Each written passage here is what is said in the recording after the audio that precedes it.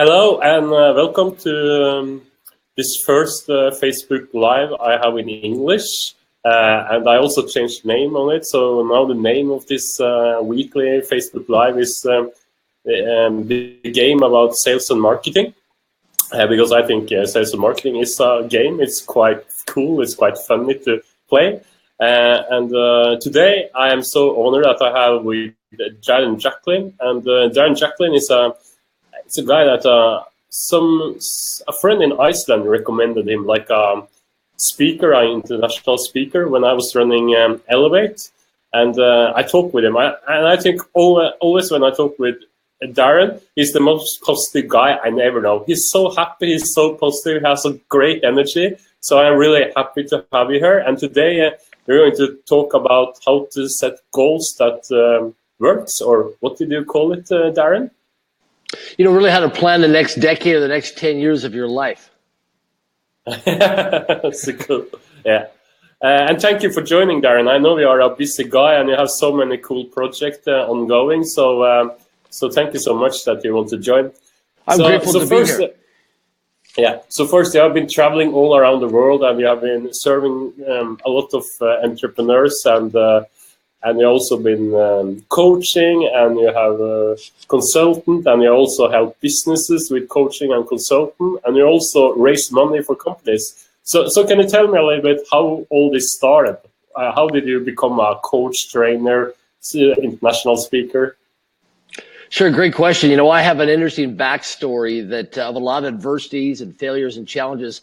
I was a kid, I live here right now, currently in Vancouver, British Columbia, Canada. But as a kid, I grew up in a small town called Swift Current, Saskatchewan, Canada, less than 20,000 people in population. And, in grade 1, I failed public high school of grade 1 education, and then was sent back, and I was diagnosed with a learning disability and a reading disability. So all through my public schooling, from elementary to junior high school to high school here in Canada, I was put into a modified program or special education courses. So I went to school, in a very small program, and just really struggled academically all through school with self-esteem, self-worth, self-confidence issues. And because I was labeled with a learning disability and a reading disability, it really affected me. And so by the time I got into, through elementary school, I was medicated on a drug called Ritalin. I was, put into different programs. And then, whoops, sorry about that. And then what happened was, throughout all this, what was really interesting was, by the time I got into grade 11, I was taken out of class one day by a guidance counselor and school teacher, told I'd never amount to much, never go far, never do much in my life. And really what happened was, by the time I graduated from high school, I had no direction, no full focus, no purpose. And I crashed and did multiple suicide attempts to end my life. And I actually, on my last day of a suicide attempt, traveled my car at 140 kilometers an hour, about 85 miles per hour, towards a telephone pole. I actually stopped the car and realized I couldn't do it. I was just too chicken. And so I drove into this crisis line place in the city I was living at the time, Vernon, British Columbia, Canada. And I went and got some professional help to see a psychologist. And I had no money, but she was able to help me anyways. And then she referred me to a Dale Carnegie training program. And so I ended up going to this Dale Carnegie training program back in the early 1990s. And from there, what happened was I signed up for this program for Dale Carnegie training.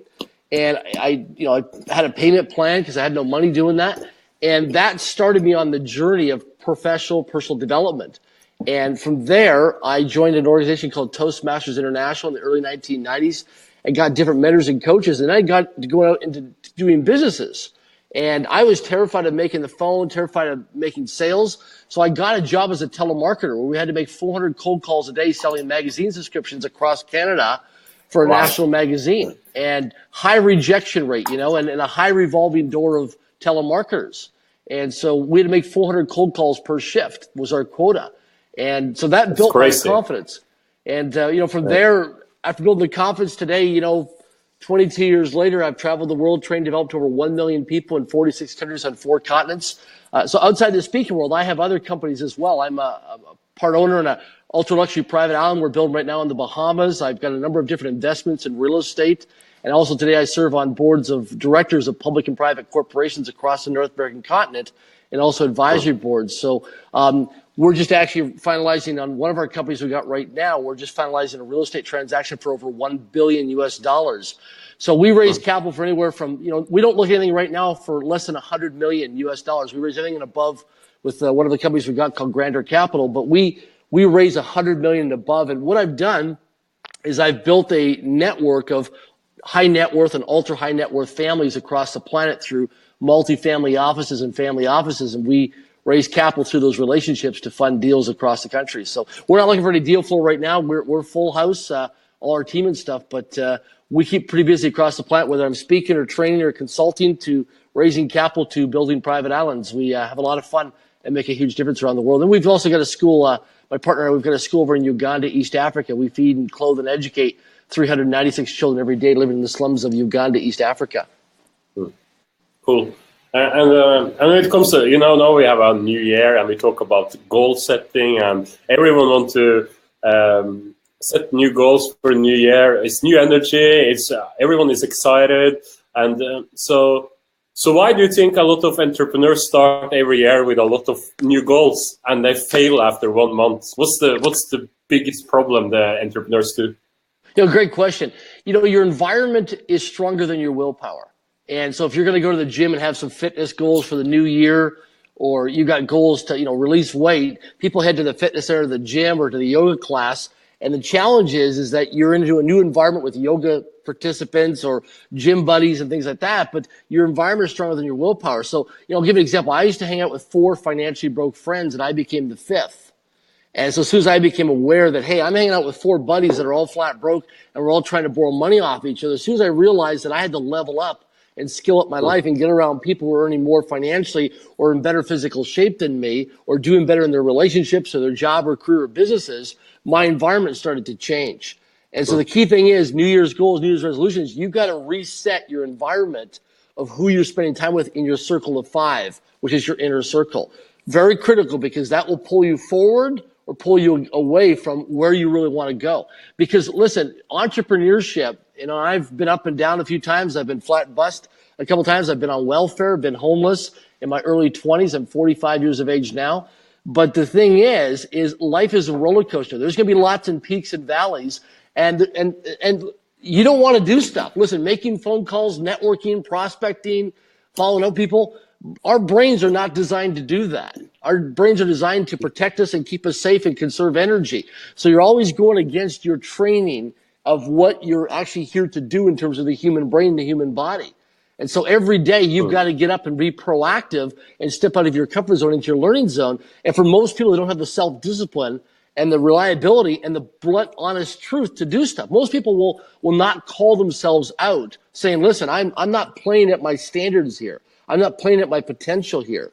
And so unless you've got a coach or a mastermind group or a mentor or somebody in close proximity other than a spouse or a partner or significant other, because him or her, you don't want them as your accountability partner because it can create tension in your intimate relationships. You want somebody who's neutral and not intimate with you or physically active with you, and that way they're neutral and they can call you out on stuff to level you up and skill you up. Because if you want to play a big game in the world, it's going to demand more of you to step up and level up in who you are and how you're serving on the planet. It's not always going to be easy. Listen, I'm just finishing a transaction right now, raising over $1 billion US, which we're just nearing the finish line right now with the accountants and the lawyers. And it's been a real freaking roller coaster of ups and downs over the last several months to get this to the finish line. Okay. And it requires a different human being, which is me, to perform at different levels of accountability and responsibility, but also requires a team of professionals, specialists, of skilled people from different walks of humanity in different parts of the world that come together to pull off something like this. And so it requires a different human being to play at extraordinary levels. So whether you want to be a millionaire or multimillionaire or dominate your space in business, you've got to step up because there's a lot of competition globally today, and it requires a different you of who you are. Yeah, and that's a really good point. And I think it's so easy when you say it, like, oh, I need to raise my standard. I need to find the right people. I need to find better people to be around. Mm-hmm. But how do you do it? It's like, great question. Where should I find these people? Well, I'll give you an example. So you probably have some people watching right now that want to raise capital in 2018, right? They need to raise money for their business or a startup project or expansion capital. The key thing is what I realized in my life is, and this is something that was just a real slap in the face for me, was the key thing is that am I eating where there's money? Right? So if you're going to a restaurant this week for a breakfast, a lunch, a dinner, a beer, a coffee, are you going to an establishment or an environment or a pub or a restaurant or a hotel lobby or lounge where people have got money? Okay. Is there money in this room? When you walk into a room at a trade show or a conference or a seminar or some capital raising event that you're that you're paying money to go to this event, is there money in the room? Is there decision makers in the room? Is there check writers in the room? Is there money in this activity? So you got to look at the day-to-day activities that you're doing during the waking hours of your day. Is there money in this activity? So are these revenue generating or income producing opportunities? If not, you got to delegate them out. So when I first started, listen, I was flat broke financially. I didn't have any money. So I went to local colleges and universities, in person, and and the community colleges, and I spoke to the receptionist or secretary. I said, listen, do you have business students here? And they're like, yeah, we have business administration degree students or MBA students. Bless you. And they said, listen, can I talk to the professor or the instructor or teacher? So I'd walk down the hallway, sometimes being escorted, and have a conversation with him or her, but I'm running the business. I'm an entrepreneur that want to apprentice with me. You don't have any money to pay volunteer, but they're going to get the work experience. And at the end of that semester, I'm going to write them a 1-page or 2-page review and a letter of recommendation or something on their CV, right? And so I started with a lot of human capital of different men and women. And to this day, many years later, I still to this day use apprentices of college, university students and millennials that apprentice with me without financial pay. It's a win-win trade because I get to train and develop them and mentor them and level them up and expand them and show them real life work. In exchange, I get the human capital, which is that labor. And then once you do that, you can expand into virtual assistants. And, there's lots of outsourcing websites on the internet you can do some research on to hire people in different countries, on different continents for very inexpensively. There's lots of websites on that. And then you get going and you get started. And people, we're in a globalized world today. And sometimes you're going to get some critics or some negative feedback we'll say, well, why don't you hire people in your own backyard? Why don't you hire people in your own province or city or country or state?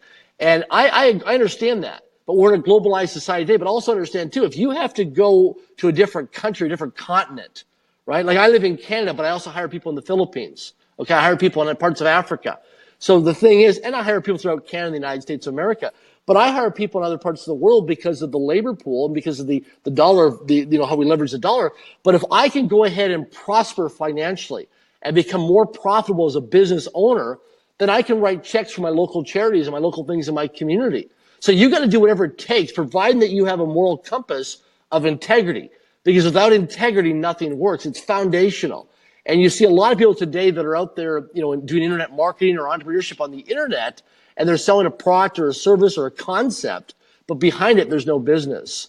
And so you got to watch out. You're going to get exposed. You're going to get found out going down the road because people are very smart today. And one of the things that I live by as a business principle, that no matter who I'm dealing with, I always imagine my mindset, they are smarter than me. So I got to come from authenticity and vulnerability and live my life with integrity because I'm going to get found out. And so it's foundational to me. So we always got to come from the mindset that, we live in a world today that, never assume we're not being observed. And the key thing is just be upfront with people. People are smart today. They can research. They can do due diligence. They can Google search you. Just be upfront. I grew up in a small town as a kid.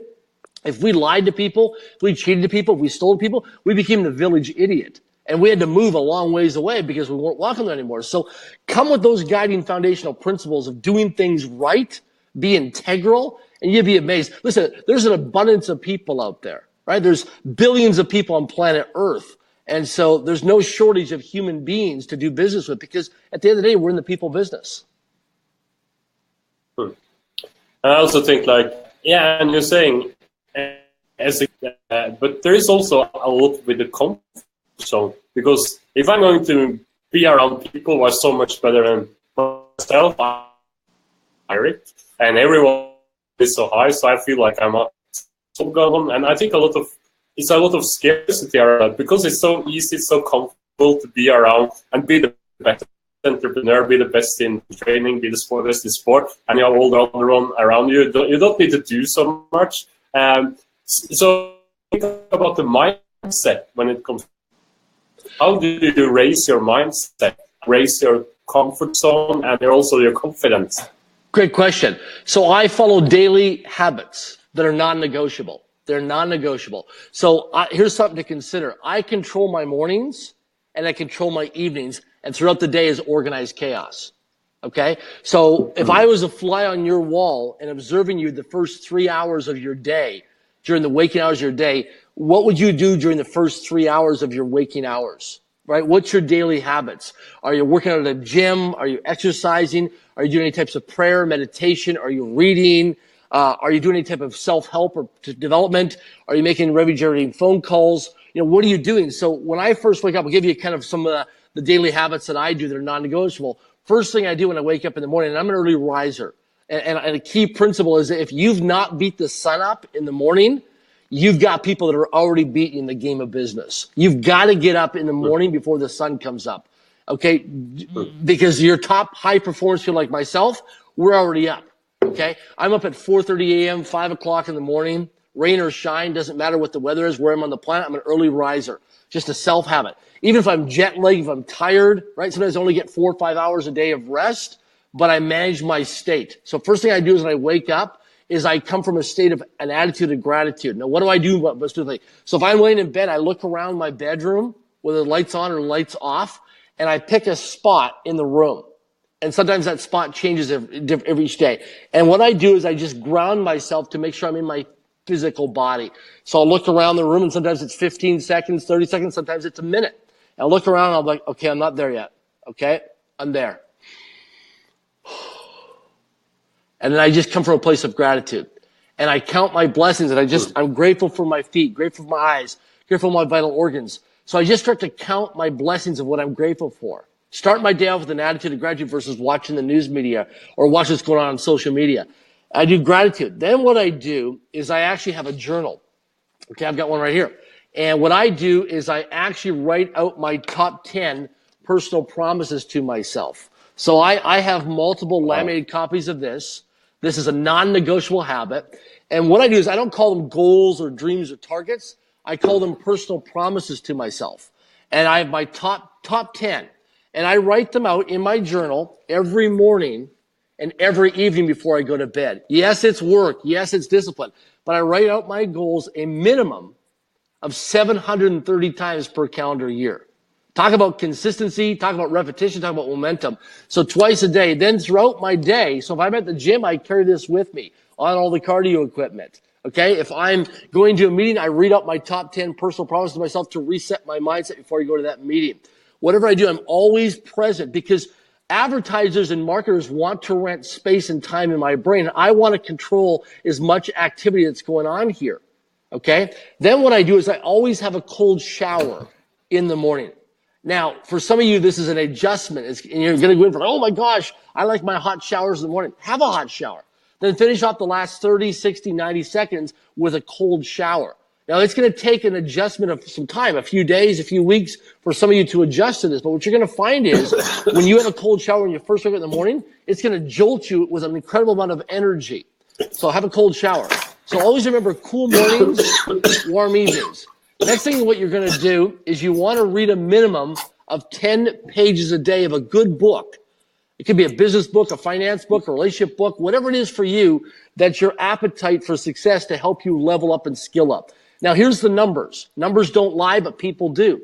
If you do 10 pages a day of a good book that's going to elevate your life this year, 10 pages a day times 365 days in a calendar year is 3,650 pages if you do the math.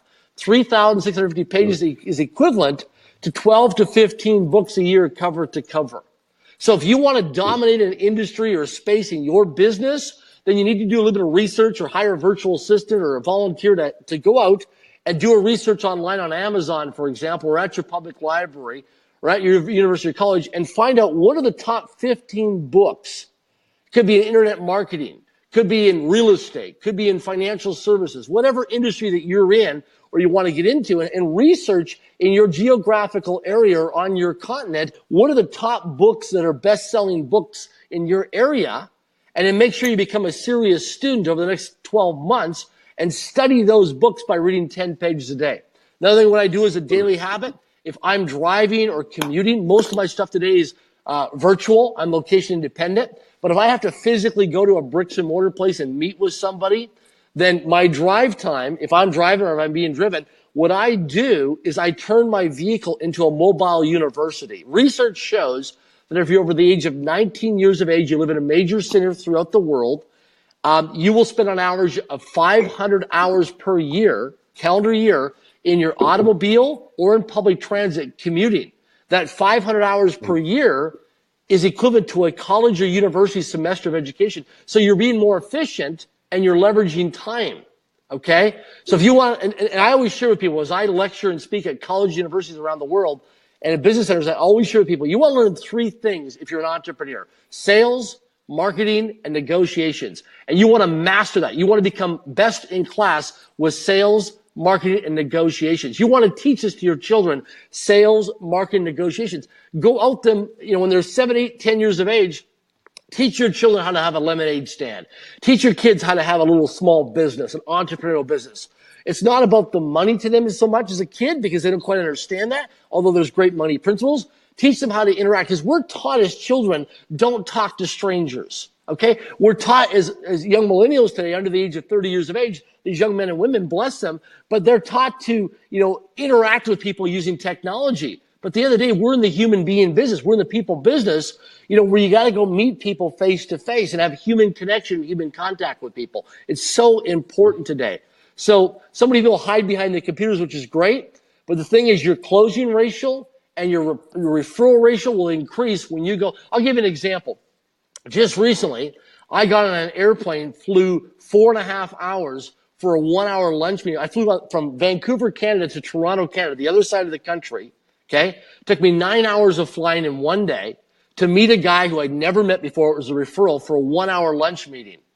Okay, so I flew from Vancouver, Canada to Toronto, Canada for a 1-hour lunch meeting at Toronto Pearson International Airport. The guy was blown away. The guy was traveling on international business. He was blown away that I would reschedule my busy schedule and fly all the ways across the country for a 1-hour face-to-face lunch meeting with him at an international airport and then fly back a couple hours later. But you see, I did it, and today we're doing a multi-million-dollar deal together. And somebody says, well, how do you do that? Because listen, I had to buy an airline ticket. I had to put some financial skin in the game. I had to make a commitment. I had to step up, and I had to rearrange my schedule. And so I showed him that I was serious about building a relationship with him. And he was blown away. And listen, this is a high-profile guy. He's very successful. He's got a big Rolodex of people. He's very public in media and social media. And a lot of people want to do deals with him. A lot of people want to do business with him. His phone rings constantly. He's constantly getting emails. He's constantly getting bombarded as he walks down the street in public. But you see, I separated myself from everybody else, and I said, I got to level up, and I got to put some skin in the game, and I got to pay it forward. As soon as I met him in the airport, I automatically gave him a gift, right, to build relationships with him. And I got to build relationships with him. We got to know him. And here's something to write down if you're taking notes. Prescription before diagnosis is called malpractice in the medical industry. Prescription before diagnosis is called malpractice. And most people that are entrepreneurs or in sales or in business, they prescribe their product or service or concept or opportunity before they actually diagnose. You see, I went on a discovery meeting. I didn't pitch this guy. I didn't sell this guy. All I did is I went to educate and inform him. And that's the difference. You see, when I went to meet him, it was a discovery meeting. It's like a first date. I went there, and out of inquiry and curiosity, I got a chance to know this gentleman. So I was totally out of curiosity like a kid. I was just so in wonderland with this guy and just wanted to connect. Wanted to know about his hobbies, his interests, his passions, his family, his children's, what he does in the community, what types of books he reads, what kind of programs he attends, what kind of clubs he supports. And I was just curiosity with him. And see, out of that relationship that we build out of curiosity and wonderment and discovery, he trusts me today.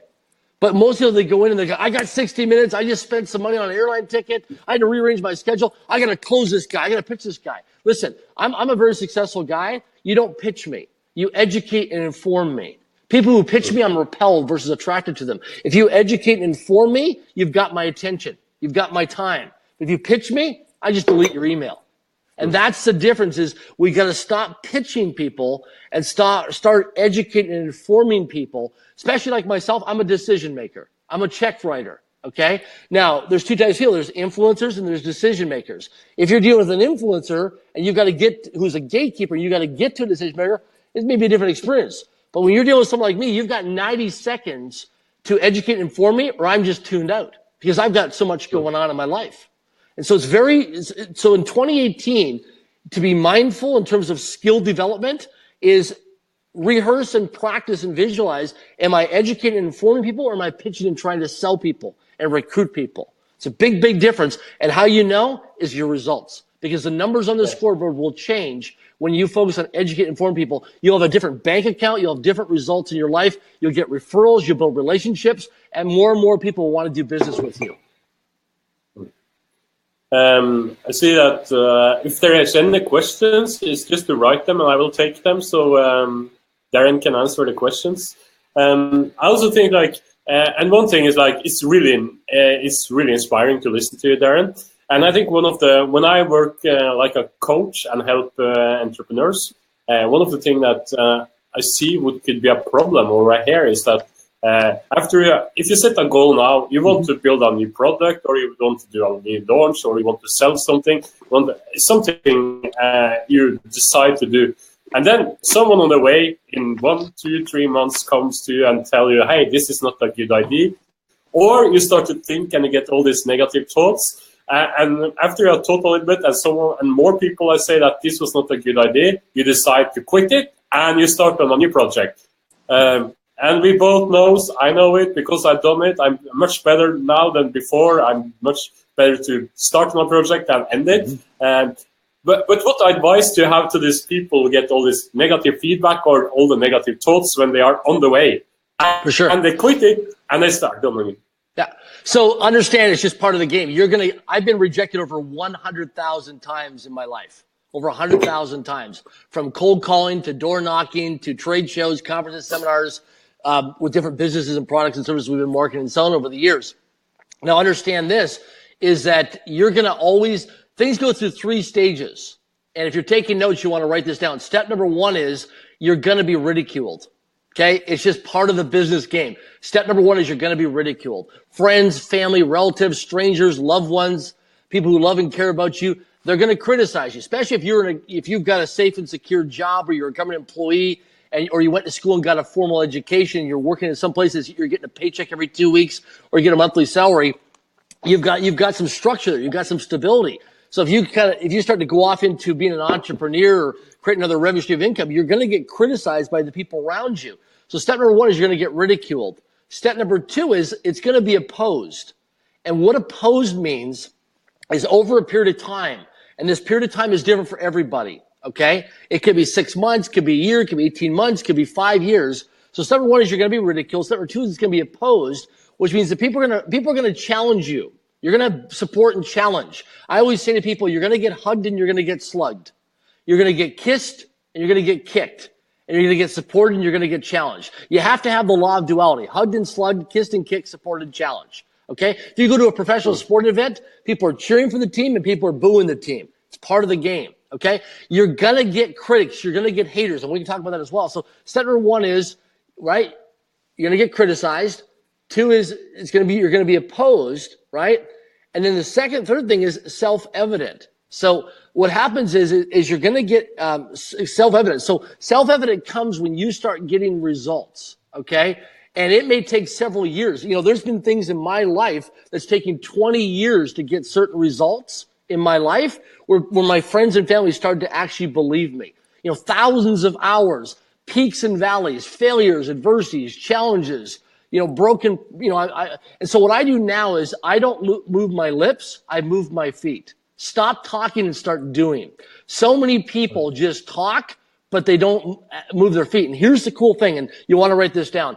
Behavior never lies. Behavior never lies. Never assume you're not being observed. Never assume you're not being observed. We're always being watched and observed. I'll give you an example. You see on Instagram today, all these young millennials and people today that are taking pictures of these fancy luxury cars and private jets. They can't afford them. They can't even afford the leases on them. Okay?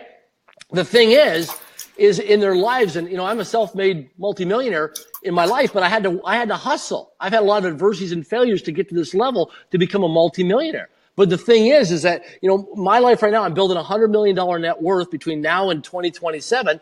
And then in 2027, starting on Wednesday, September the 1st, specific, it's measurable, it's actionable, I'm going to give 99% of my wealth away to my foundation for global philanthropy. So I'm not driven to make money. I'm building financial vehicles so I can do greater good in the world in philanthropy. So the thing is, you got to dedicate your life to a cause greater than yourself.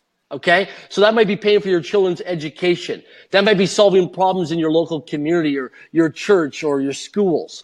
But you've got to get out of the way of yourself. You're going to always be criticized because you're going to be ridiculed. It's going to be opposed. It's going to be served as self-evident. But understand this. It's 4 steps. Step number 1 is you've got to get attention.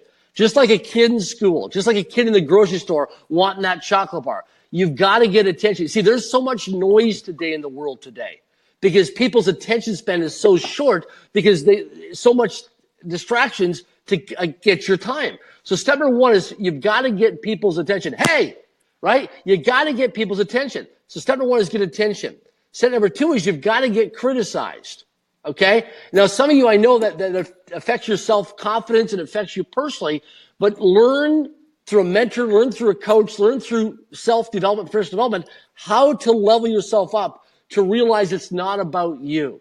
You see, the secret to living is giving.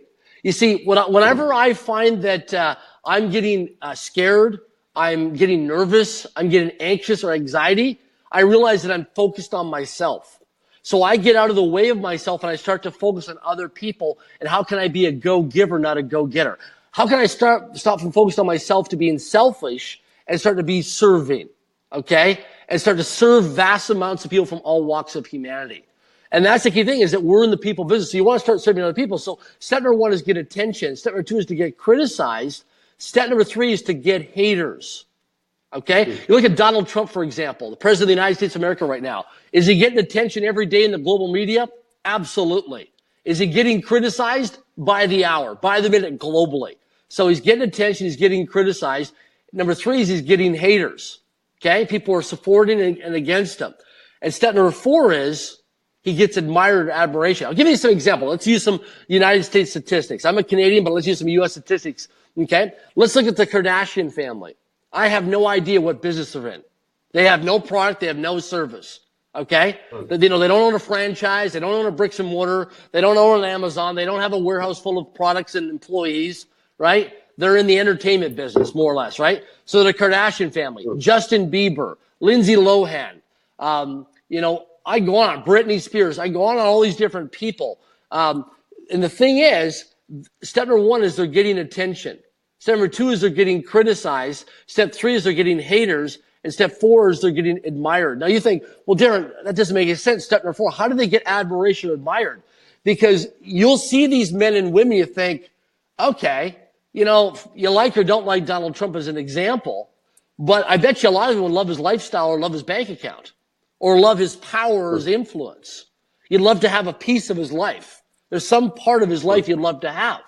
Right? Because it creates more freedom or more security in your life or builds more confidence or you feel more powerful, whatever your human need is that drives you. Okay? So the thing is to consider in our lives is every day when we want to level up and skill up, we look at certain people out there that, have this amazing life or quality of life or spend quality time with their children or their family or they have the bank account or they have the body or they do the travel. And a part of us wants that. Okay? And so the thing you got to realize in your life is that you've got to pay the price. Okay. I look at my life today and I'm blessed with, so many opportunities today, but it has not always been there. For many years, people didn't know who Darren Jacklin was, right? Because there was so much noise. And now 20 plus years later, I've developed a brand globally and I'm known around the world by a lot of people. But the challenge is in the early days, and I still get rejected to this day. Listen, I made some phone calls earlier today, and you're thinking, well, what time is it? Well, it's early morning where I am right now here in Vancouver, Canada, but I'm an early riser and I deal with global business in different countries. But I still today get rejected. I still have business proposals for the Darren Jacklin group of companies that don't get accepted. But I don't take it personally, because I know there's billions and billions of people out there that we can go out and be in service. And the bigger the problems you solve in the world, the more financial compensation you get. And I'm not focused on money. I focus on how can I provide massive value? How can I dominate spaces or industries? And how can I serve people? And when you focus on that, the riches of financial wealth come your way. Okay. But the key thing is you got to allow yourself to be open to receiving. And that's a big thing. Is a lot of people are, we're good at helping people, but we're not always good at receiving. And so you've got to realize that, listen, nobody's coming to rescue you. Okay. And you've got to determine your worth, your value of who you are. And I'm a prime example of that. And if we had lots of time, I could share you all kinds of stories with you over the years, how I've leveled and scaled up what I've done. And when I first started to where I am today, how I had a lot of internal beliefs and a lot of internal negative self-talk and struggles determining my value of what I was financially worth. Because I didn't believe it, because I didn't grow up in that environment. And I didn't surround myself with those people. And so I always thought I was never worth that. So I'd rather do things for free versus a fair means of exchange of win-win value. I think I remember when I was in Oslo and you was speaking and I went together. And I remember that you said you need to get haters, something like that. Or you will get and you will get haters. And I see also that in online marketing, because I have a big list and I get a lot of people, or not a lot, but I get some few people that really hates me on the list.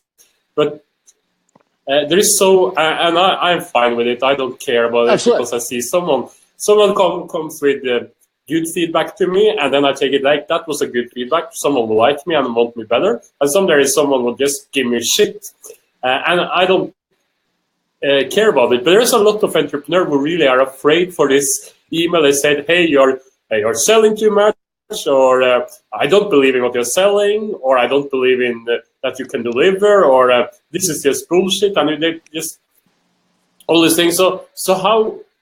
What kind of tips do you have to this who are so afraid to get these haters? What can they do to be used to it? Well, you can either play a small game in life and you can contract and come from scarcity and lack mindset, or you can expand and come from prosperity and abundance. Listen, I get criticized every day. I get criticized every day because I have a school in Uganda, East Africa that I support, and I live in Canada, and I travel the world because I live in a first world country, and I'm supporting a school in a third world country on the other side of the planet. And I get criticized all the time. People say, well, why don't you take care of people in Vancouver? I do. I just don't talk about it publicly. I'm a good Samaritan. I do things behind the scenes. I don't need to be publicly notarized. Okay? So there's a lot of random acts of kindness and things that I'm doing behind the scenes, but I'm not grandstanding and getting attention for it. What happens is I have on DarrenJacklin.com on my website, I have the website to our school, UgandaChildren.com. And so I get criticized all the time for that. I get criticized because I have no formal academic education. Because see, we're taught in school that when you get a report card and you get a grade point average, that's your report card when you go into life. See, in life, what matters outside of school is your personal financial net worth statement. You see, when you go into a bank to borrow money, when you sit down with an accredited investor, when you go to get a bank loan, you get a lease on a property, you get a mortgage, they don't care about your grade point average in school. They don't care about university college degrees. They care about your personal financial net worth statement. So you got to get your money right. Okay. Another thing is you got to realize that whenever you're doing something great in the world, okay, people are going to criticize you. No matter what you're doing, you're going to get criticized for the rest of it. I get criticized for doing good things in the world, for being a good Samaritan, for making a positive difference. I get criticized because I'm building a $100 million financial net worth and going to give 99% of it away for global philanthropy and humanitarian causes. Because for a lot of people, they can't wrap their mindset around it, understanding that. So the thing is, we got to look at in our lives is we got to look at, you're going to always be criticized. You're going to be always hated. You're going to always be attacked by other people. It's just part of what goes on. The understand is how you deal with it. The bigger the game you play, the more you're going to get criticized. Okay. So the thing is that you're going to always get it no matter where you go. You're going to get hugged and you're going to get slugged. You're going to get kissed and you're going to get kicked. You're going to get support and you're going to get challenged. So here's a cool exercise to do is sit down with yourself in a journal or a diary or a scrap piece of paper and write down what are the benefits of being criticized? What are the benefits of having haters? and actually walk yourself through this mental exercise and document it and write it down on paper. What is the benefits of being hated? And you say, what do you mean, what are the benefits? Well, there's benefits. Consider this. Every time so when I get people that hate me or dislike me on social media, I get people who've never heard of Darren Jacklin before saying, okay, this guy's getting a lot of attention. This guy's getting criticized. I better Google search this guy. Who is this guy? People are talking about him on different threads and social media feeds. I don't know what the heck they're talking about. I don't know who this person is. Then they Google me and they start doing their own due diligence. And they're thinking, wow, this guy's fascinating. This guy's backstory of what he overcome on DarrenJacklin.com. Wow, what this guy went through, all his adversities. Man, all the people this guy serves around the planet. All the good this guy's doing. This guy's really providing value and benefits. I went to YouTube and watched him on YouTube. I watched some of his other interviews. Well, this guy really cares about people. He really wants to make a difference in people's lives. So I'm blessed now because I've had people who've been haters or critics or people who've watched threads or didn't see me bashed in news media saying, wow, I found you because somebody was bashing you. I found you because somebody was criticizing you. I found you because one of my coworkers at work was making fun of you because you're such this inspirational and positive guy and you post stuff on social media that's positive. And, you know, I hang around a bunch of negative people and they're making fun of you. And I look at them and that's what I'm looking for. So consider it a blessing in disguise that through the critics, through the haters, through the skeptics, through the naysayers, through the dream stealers comes the people out of the woods that are looking for you. So consider it an absolute blessing of generosity. I'll give you an example, Peter. Years ago, when I was building my corporate training career, I have no formal education. I have no degrees. And the majority of the people, when I was building my career in the 1990s and early 2000s, I was really hustling and grinding and really proactive. I was traveling 200 plus days a year, making hundreds of phone calls a day, you know, just grinding in the boiler room. I had a guy one time, I was a reporter in the United States of America. And this guy, this is when the newspapers were really big, the print media before the internet. And I had this guy one day, I was speaking at this big conference in the United States of America. And this reporter one day realized I had no formal education. And he ripped me apart in the newspaper. And I didn't know about it because I was living in Canada and this is the United States and I didn't subscribe to that newspaper, right? And I couldn't see it online. So anyways, a few months later, I get in the mail, I get this newspaper article that somebody cut out of the newspaper and they mailed it to me through the postal system. And I get this article and I look and I thought, wow, this guy's really going to town and bashing me. So I went down to my local public library. I looked up the newspaper of the mailing address and phone number where this was. And I got the name of the reporter, which was on the article. And I went down to my local bank and I got a United States money order. And I actually sent this guy in an envelope a referral fee. It was a few $100s in US dollars. And I sent it to him with a thank you note saying, thank you so much because my telephone is ringing because people have read this article and said, man, I'm just like this Darren Jacklin guy. I'm out there getting hugged and slugged and kissed and kicked and supported and challenged. I'm in this roller coaster called entrepreneurship because you know, remember 10, 15 years ago when you told people you're an entrepreneur, it's like telling people you're a vegan or a vegetarian. Oh, you're one of those people, right? You're like, I'm an entrepreneur. Oh, you're one of those people, right? Today, entrepreneurship is widely accepted in most places around the planet. But 10, 15 years ago, it wasn't sexy to call yourself an entrepreneur like calling yourself a vegan or a vegetarian, right? And so the thing is, I sent this guy a referral check. Then I found out about 2 years later, I was speaking at a couple different conferences, and I told the story from stage. I was sharing it on the panel, and a bunch of reporters in the room said, did the guy actually cash the money order? And I said, I don't know. It's a mystery today. They said if he cashed the money order, he could actually get terminated from his job because it's against the policies and procedures because it's considered a bribe. I didn't know that, right? Because you're actually bribing a reporter, and that was not my intention. What I wanted to do is I wanted to teach him a lesson saying, listen, if you're going to slam me and criticize me, I'm going to reward you in a positive way of behavior because what gets rewarded gets repeated. So I want to catch you doing something right. And I want to thank you because you got me a lot of attention that cost me no money in your newspaper. I didn't have to take out an ad. I didn't have to run any ads at all. And I said that would have cost me thousands of dollars to get that attention in the media headlines. And I got it for free. So thank you so much. I want to cut you in on some of the compensation I'm going to get from some of these referrals and this leads and exposure of business development that you gave me. And so that's what you want to do. So if you've got haters and critics, find out where they live if you can. You know, do a little bit of research and due diligence, hire a private investigator. And I've done this, by the way. I've had some critics in business that have criticized me, and I've actually sent them checks or I've sent them gift cards. And it's amazing. That's not what they're expecting from you. So I turned them into like, hey, man, if you want to criticize me, go to town because you're on my business development team. So criticize me all we want. You're just getting me attention. And that attention I don't have to pay for. So I turn it into a positive. Wow. It's good. Different mindset. It's a different mindset. Yeah. And if you have some questions, we have like 15 minutes left. So if anyone has some question, and if I've got someone, just write them again. So I want to go back because you started to talk about getting around the right people and find better people than yourself, and like small me. Why should I get in a group of people? Why should business owner with 10 times more income than me like me to be hang around with them? And I think so how should I go to them and tell them, hey, I want to learn from you, or I want to be around you, or how do you approach it when you get to people who are better? I'll give you a prime example.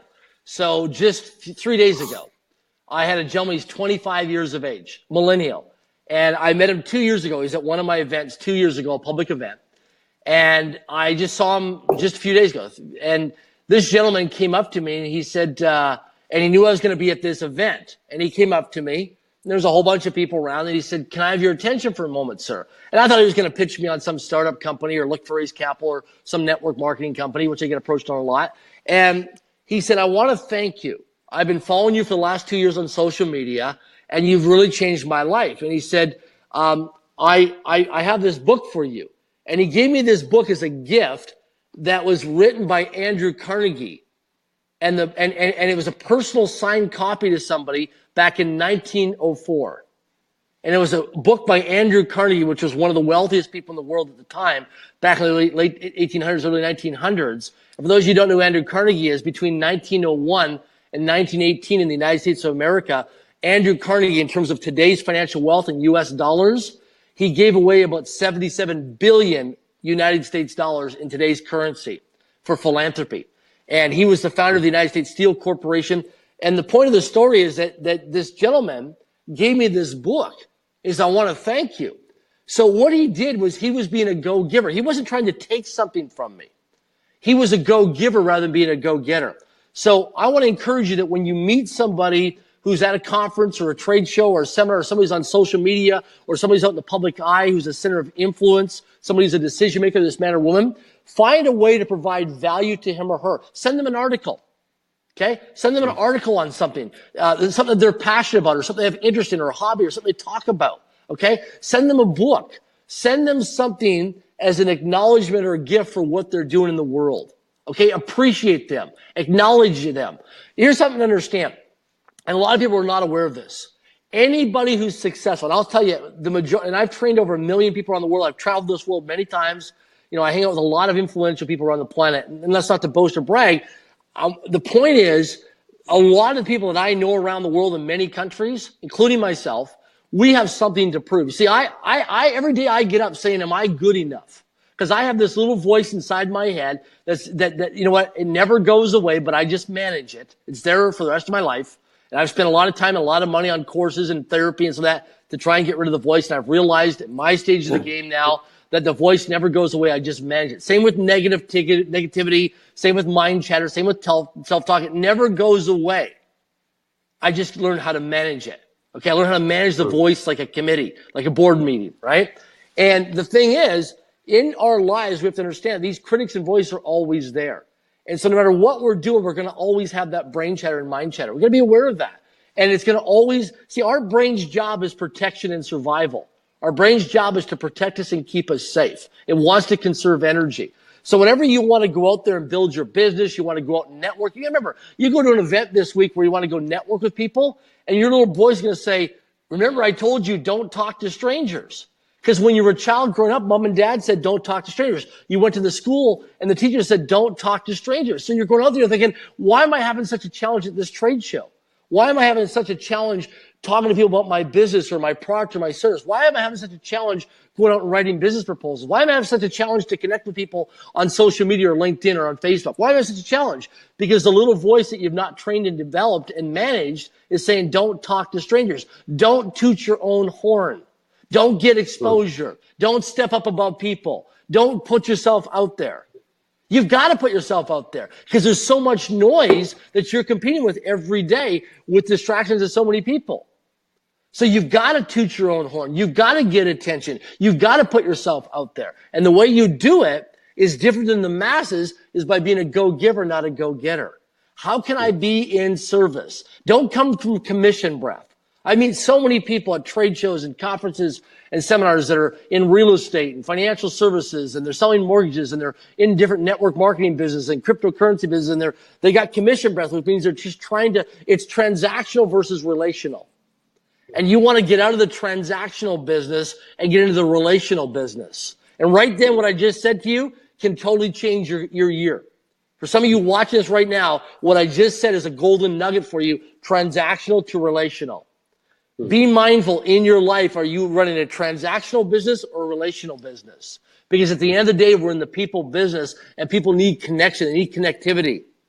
Because you're either memorable or you're forgettable. When you walk into a room, you either attract people to you or you repel people away from you. We're doing it all the time. Go into a grocery store, go into a shopping mall, go into a public space, go into a coffee shop, go into a Starbucks. And when you walk in, you're attracted to certain people and you're repelled by certain people. When you leave, you forget people and you remember certain people. So are you attracting or are you repelling? Are you memorable or are you forgettable? And start to practice this year. So when you walk in, how do I become an attractive person? Here's something to understand, and you can write this down, those of you who are listening. Success is not something that we go out in the world to pursue. We're taught this in college, we're taught this in university, we're taught this in most public school systems and private school systems around the world. Success is not something we go out in the world to pursue. Success is something we attract into our life by the person that we become. Success is not something we go out in the world to pursue. Success is something we attract into our life by the person we become. So the thing is, every day that we wake up, we got to be mindful and consciously aware of, are we becoming an attractive person? When we go out there, are we polite to people? Do we smile? Do we say please and thank you? Just, common sense things, but common sense isn't too common. And because we're being more technologicalized today with technology and social media and instant messaging and mobile phones, we're losing that human connection with people. And we got to realize that we're in the people business. People need to be, a great book I want to recommend is a book by a guy named, it's called The 5 Love Languages by Dr. Gary Chapman. Just Google it, called The 5 Love Languages. And use this in your intimate relationships. 5 Love Languages. This is a game, it's written in the United States. A guy in the United States wrote the book. But go online and do the free quiz. It'll take you about 15 minutes online called The 5 Love Languages Quiz. It's a game-changing book. It's a must-read book. Not only for if you're single, if you're married, if you've got family, children, if you're dating, if you're starting a business, you're in business, whatever it is, read this book. It's going to help you in your personal professional life called The 5 Love Languages. And it's going to show you what your top 5 love languages are. That's my top 5 love languages. My number 1 love language is acts of service. That's why I'm doing this interview. I want to be in service. That's why I do stuff on social media. That's why I travel so much. That's why I'm doing a lot of humanitarian philanthropy stuff I'm building towards. That's why I love doing businesses, is acts of service. I love to mentor and train and develop people because I'm gifted in my life now and blessed that I've overcome incredible amounts of adversities and failures and challenges. And now I want to pay things forward and pass things on. So this is actually fueling me, this interview, because it's supporting my love language, which is acts of service. And number 2, it's words of affirmation. So it's affirming to what I'm doing is I'm on my purpose of what I love to do with my life path. So, thank you. You're welcome. I have 2 questions before we end. And question number 1 that I every time ask my guests on this live show, what is your biggest mistakes you have done like an entrepreneur? Not doing due diligence. It's cost me hundreds of thousands of dollars. You know what? Rushing into things, seeing somebody getting excited, buying the sizzle, not the steak, is a metaphor. Buying into the hype. People right now with cryptocurrency on the internet right now, as you see all over the place, people are buying all the hype, all the social media hype, and they're putting in money that they cannot afford to lose. And I know in the last 3 months, I know people who've lost millions of dollars all over North America in cryptocurrency because they didn't investigate and do any research or do due diligence. They didn't talk to their accountant. They didn't talk to their lawyer. They didn't talk to an advisor of people they respect and trust who are doing much better than in business. A few years ago, I lost over $300,000 in a business deal because I rushed into the deal. I didn't background check the guy, and it turned out that the guy was a person of interest to law enforcement. And, the guy had a bunch of skeletons in his closet. I just didn't know where they were buried. And a few months into the business dealings, after I put some money and some skin in the game and, exposed it to some people in my network, we realized when I got a call from law enforcement that he was under investigation as a person of interest. And I was told by the police officer to stand back and distance myself from this person because he was a person of interest to law enforcement. That really, I thought, wow. Due diligence is a key thing. Listen, if you're going to have joint venture partners, strategic alliances, you've got to, without integrity, nothing works.